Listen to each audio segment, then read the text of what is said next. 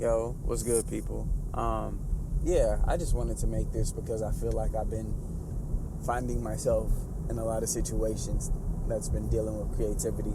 So I'm just really honored, first of all, to really be here, to even be, making this right now because I've really just been feeling the energy, and I just want to create something in it.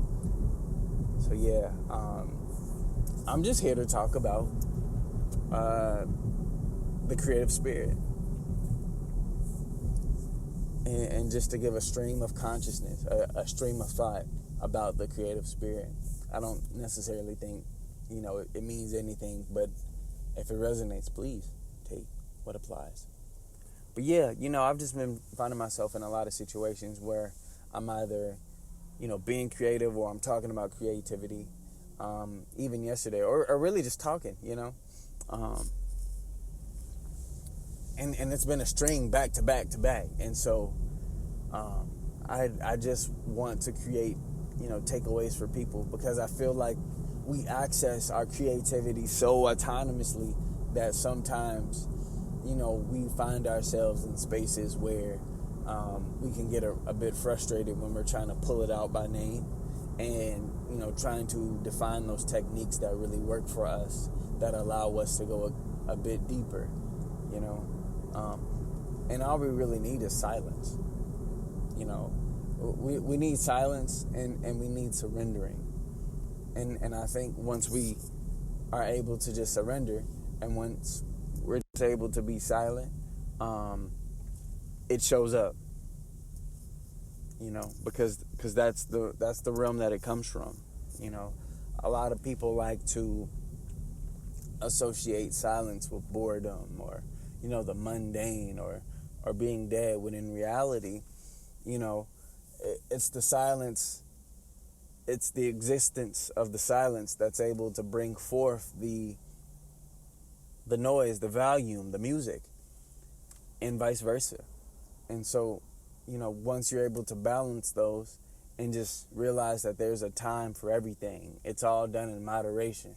Um, so, and I wanna put context to the word moderation because, the word moderation stems from the word mode. Excuse me.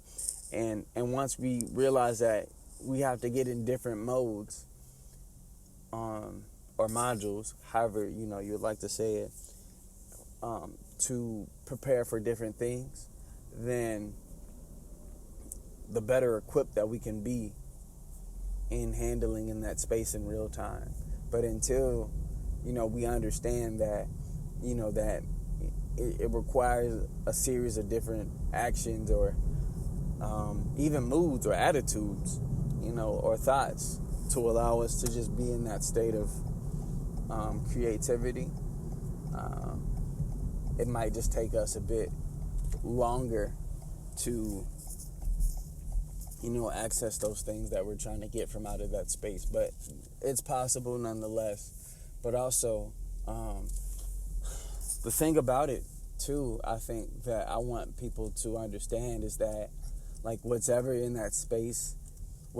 in that space at that time is what it's going to be. So, you can meditate on the things that, you want to see and the things that you want to observe, but it's going to get there when it gets there. And, it's just like calling for a package. You order a package and, once you're able to, like, send that order, you just got to wait for it to come. And that's it. But sometimes, we'll try to mess with that process and we'll interrupt it. And sometimes we'll get frustrated because that thing isn't coming when we think it should be there. But really, it's going to come on its own time.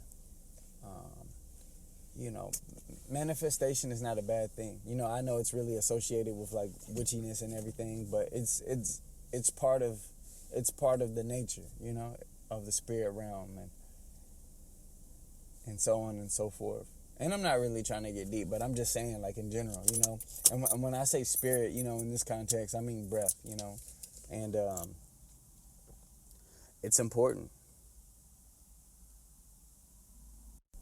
All right, I'm back. But yeah, you know, a thought that I had, and I'm sorry I lost my first train of thought, but another thought that I had, like I was thinking about this anime called Megalobox, and this is what I took away from it.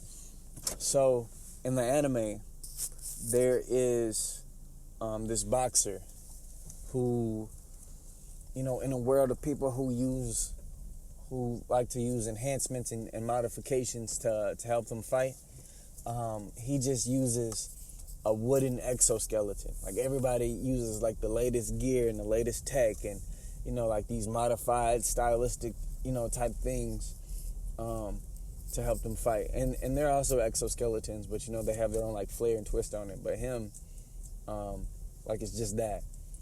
And so, throughout the anime, spoiler alert, this is only season 1. I gotta watch season 2. But like he fights the top guy. Like he goes through everybody, and he doesn't. I think one time he uses like the specialized gear or something, but it's only like one time, and then he drops it and still beats somebody without it. But the whole thing about it, and the thing that I got from it was that it can look any type of way. Everybody can have these like fancy things to help them navigate and to help them, operate. And maybe, they put their belief into how things appear. But, in Square Circle, in that example, is also just showing too that technique is king. And I think what really gets technique off the ground, what really gets ability off the ground, what really gets anything off the ground first is solely being present. Because you can do all these type of dynamic moves and have all this flair and style, but if I'm present, then I can find a way to overcome that. You know what I mean? But it's all about being present. I can plan 1,000 moves ahead, but how present am I with everything? Because I can change up any moment. You know what I mean? And that's the thing. That's the same thing I kind of see with Dragon Ball Z too. I feel like being present is a superpower. Like, it's uberly important. And maybe I've said this so many times on different episodes of this podcast, but at the same time, you know what I mean? Like, it's the truth. Like, all the flair, the glitz, the glam, the power, it's fine, but are you present?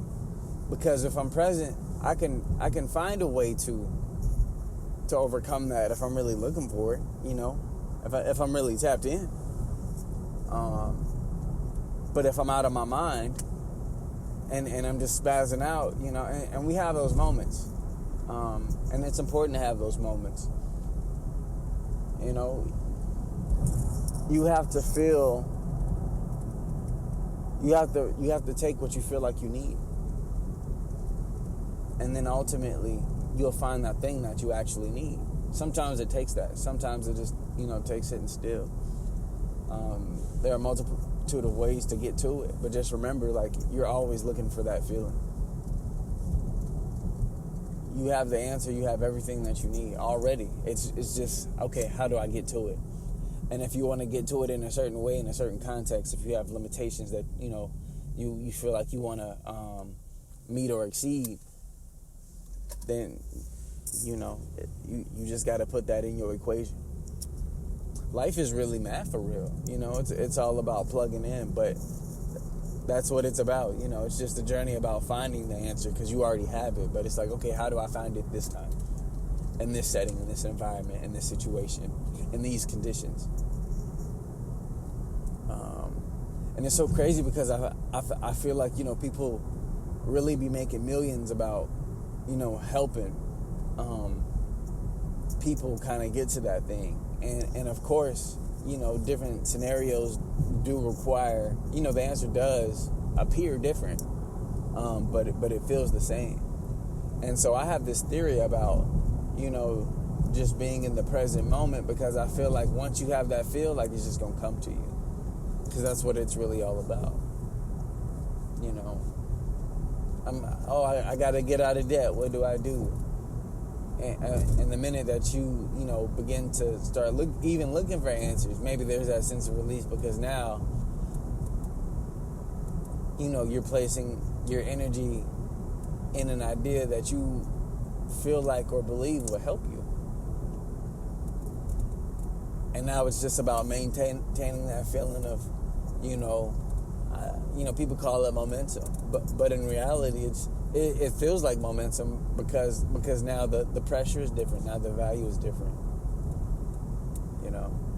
It always amazes me how people can have so much money, and then it'll be something so minor that'll like trip them up, or they can have such notoriety, but it's always like this little thing that trips them up, and it's because of the value.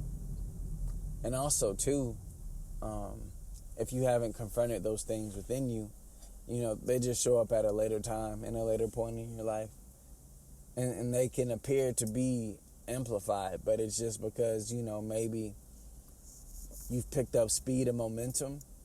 Like maybe you were going 5 miles per hour when you first had the problem, and you were like, all right, well, I don't really notice it because I'm going so slow, but when you go fast, it's almost like water. Like you hit it the first time, okay, I'm only going 5 miles per hour.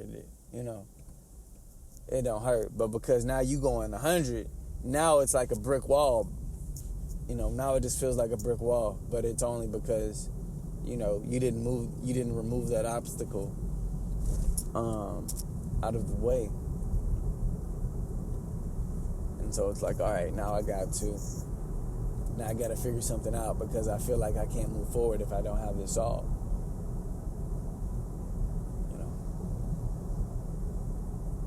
This is stopping me from getting into the present moment, and it's important. Me and a good buddy of mine were just talking about the importance of turning the other cheek, and it's to maintain the connection. That's the answer I came up with, was just to maintain the connection. And it's not to say that you're not justified getting your lick back, or showing the other person that you mean business. But the result and the effect that comes after that, you might feel good about it, but now you're spending that time trying to reestablish that connection. So it's a hard pill to swallow, But think about a time where, you kind of let an energy pass that you could have fed into. And think about a time where you didn't let it pass. And now it's like now you have that memory of that.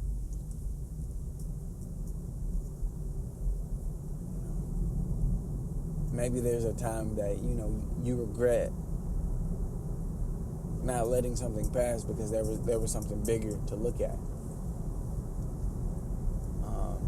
But when that's all you have, of course you're going to be proud of it, and not saying that you won't. Like I said, it's a completely natural feeling.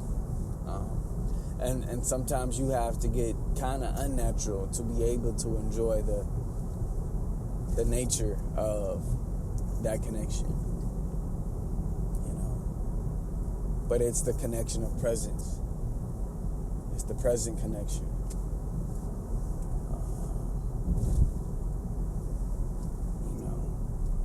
Because once you try, and it's ironic, because once you try to get a hold of it, that's the minute that it slips away. And I think that's another big part of being able to surrender, because you realize that things can't come to you once you're actively trying to pursue them. You have to let things come to you. We give and take, but we have to understand the importance of receiving, because in so many different ways we are receivers. Like when we get that big bright idea. So we just have to become the best receivers that we can in that time with what we have, you know. And not saying that it's going to look one definite way. You just know that at that moment it is what it's going to be, you know. And it's that acceptance. You don't have to like it, you know, but you have to accept it because that's what you have in that moment. And it's, you know, getting to that answer is always going to look different. I think we really get caught up, you know, as people trying to just understand that, like, a solution just has to look a certain way all the time. But in reality, there are a lot of different factors and modalities that come with, you know, finding solutions. You know, a solution one day might look like picking a rock out of a sock, you know, out of a shoe, and that might bring you harmony for that day. For the next day, it might look like paying a bill. For the next day, it might look like just having a conversation. You know, so on and so forth. So it's always going to look different. But it's okay that it looks different. You just have to monitor the feel of it. And just accept that, hey, like, it's on the subjective plane, that it'll always, like, everything is constantly changing. And so you can have whatever you want, but as long as you understand and you realize and you acknowledge that, hey, you know, that the plane that you are on, that you exist on, is so ever changing. Is the thing, you know, because you're saying to yourself in that way that, hey, like, this is the thing I want, and I'm okay with whatever comes, you know, as long as I get this thing. But, you know, in order for that thing to come, you have to accept that anyway, you know. You have to accept it. It might not come when you want it to, but if you want it to come, if you want it to arrive, you know, in a certain time period, what are you willing to sacrifice? It's all about give and exchange. You know, it's all about give and take. All about give and take. So if you just realize, you know, the nature that energy can't be created nor destroyed, only transferred, you know.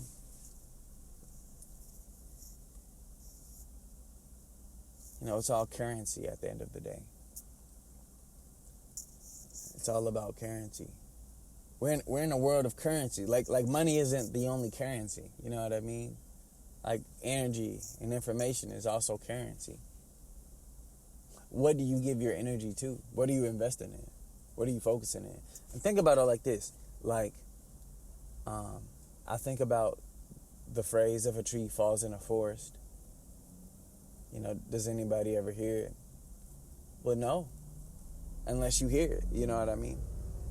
But at the same time, the things come to life when we put life in them, you know. And we have life in our eyes. You know, we have energy in our eyes. We have energy in our senses. So we just have to be very careful because we're already emitting energy. We're already investing energy. You know, think about Cyclops, you know what I mean? Like, you know, he can shoot blasts from his eyes, but like, you already have that power in a sense. It's just, okay, what are you putting that energy towards? Are you putting it towards something that, you know, you're trying to neutralize? Are you putting it, you know, into something that could help you, could serve you in a way that can give you an advantage? And realize that also, you know, like I said, give and take. So if you want an advantage, you got to take a disadvantage. And that's just the nature of the world. That's the nature of life, for real. That's the nature of the spirit. Leaving out coming in. And think about, the closest thing for a lot of people for spirit is our breath.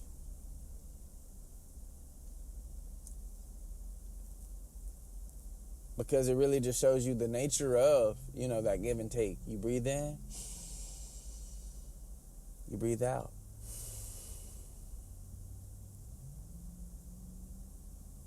You already got it. You're closer than you think you are. It just might take a little patience one day. It may take longer one day than others, It may come to you quick, but, just realize that it's going to come. It's already on its way because you're thinking about it. Because you're thinking about it.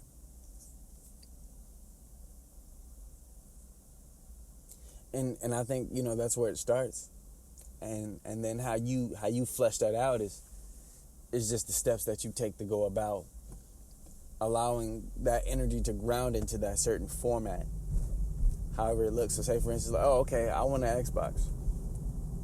Okay, well, in order to get an Xbox, and in order to manifest an Xbox, and I want y'all to look at the word manifest, and I know it's seen as so magical, of a word, but think about it like this. What are you giving? What are you exchanging in order to get that Xbox? And in this world, a standard way to get an Xbox is to trade money, right? So, okay, bet.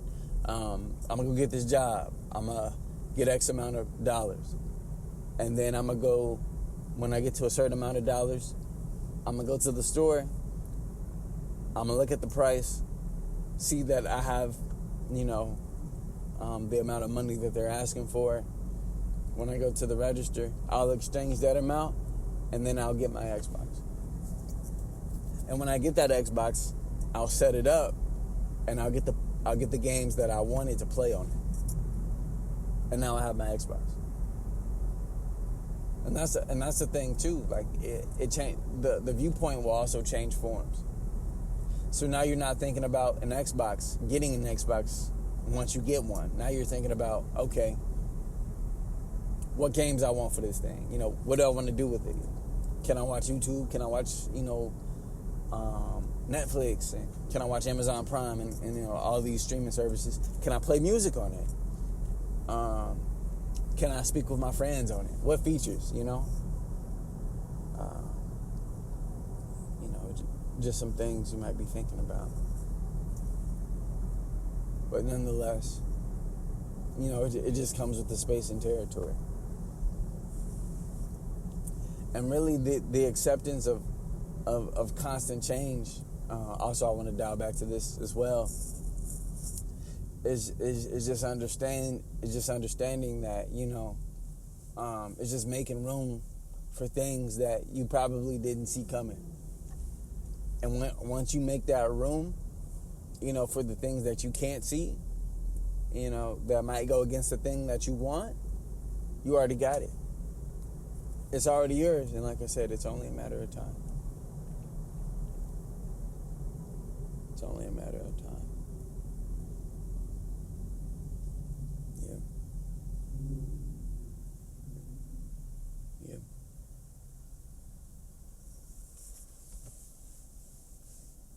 Momentum is real.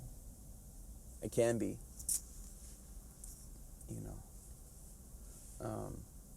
And that's another thing too, it's that's all you really doing is just pulling down ideas to put into practice, to apply.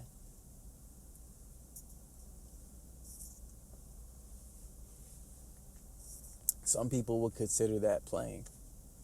And it's okay to play. Sometimes you have to allow yourself to play so that you can figure out things.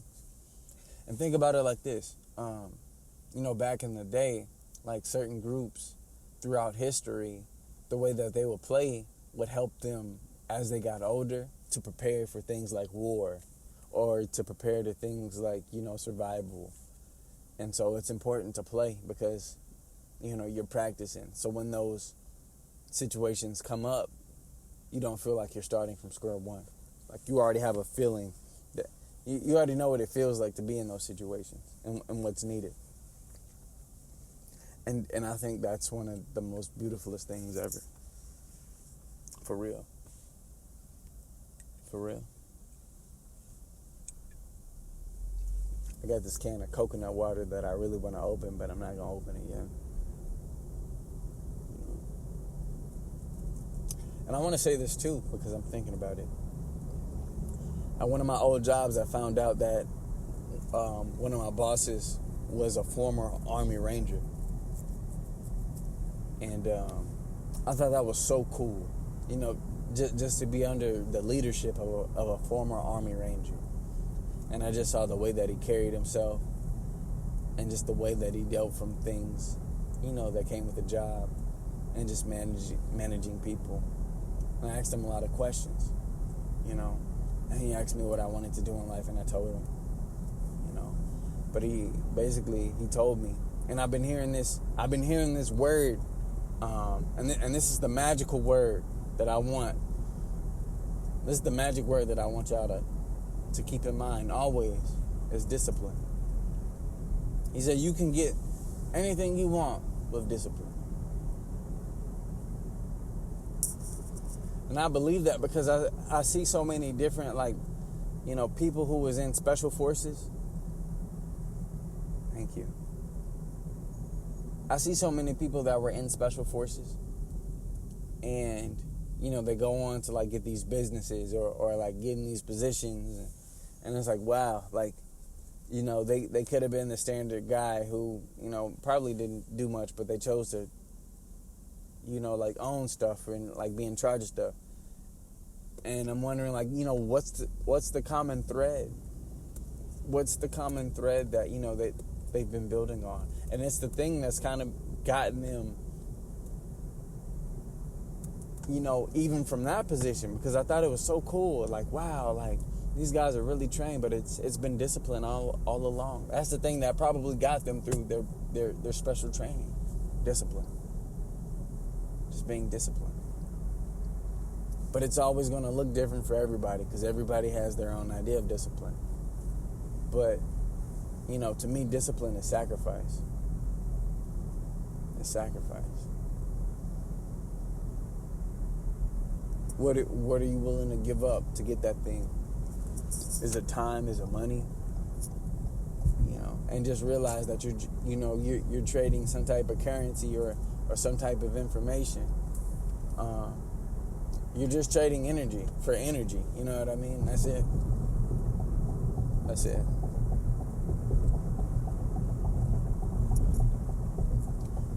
The fun part comes, you know, when you're able to do that on, like when you can glitch that, and that's the thing that I think I'm trying to figure out.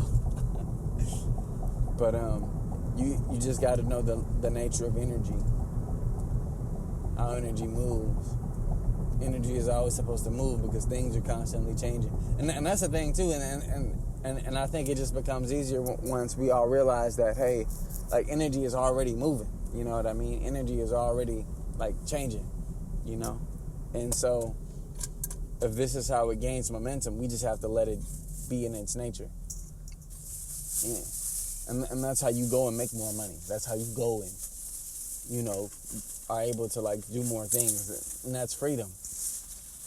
Freedom is in the restraint of allowing energy to be energy.